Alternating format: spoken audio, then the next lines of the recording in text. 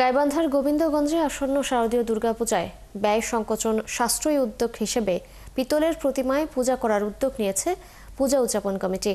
গোবিন্দগঞ্জ উপজেলার রাজাবিরাজ এলাকায় রাজস্ব সর্বজনীন দুর্গাপূজা কমিটি প্রতি বছর মাটি দিয়ে গড়া দুর্গা প্রতিমায় পূজা করে আসছিলেন। এতে প্রচুর ব্যয় হয়। এই চিন্তা থেকেই তারা এবার পিতলের তৈরি একটি প্রতিমা প্রতিস্থাপন করেছেন মন্দিরে। শারদীয় দুর্গাপূজায় এই প্রতিমাতেই পূজা সম্পন্ন করবেন তারা। এই প্রতিমাতেই আগামীতে পূজা হবে জানিয়ে পূজা কমিটি বলছে, পূজায় সাশ্রয় হওয়া এই অর্থে তারা মন্দিরে পুজো দেখতে আসা ভক্তবৃন্দের মাঝে প্রসাদ বিতরণ এবং অসহায় ও দুস্থ মানুষের সেবা সহ মন্দিরের উন্নয়নের কাজে ব্যয় করবেন। আগের যে কাঠামো ছিল এটা বাদ দিয়ে আমরা এখন পিতলের মূর্তি দিয়ে আমরা পূজা করতেছি। পিতলের মূর্তি দিয়ে পূজা করা হচ্ছে কোনো সহিংসতা নাই। আমরা এই সহিংসতাতে দূরে আছি, এই জন্য আমরা পিতলের মূর্তি দিয়ে পূজা করতেছি।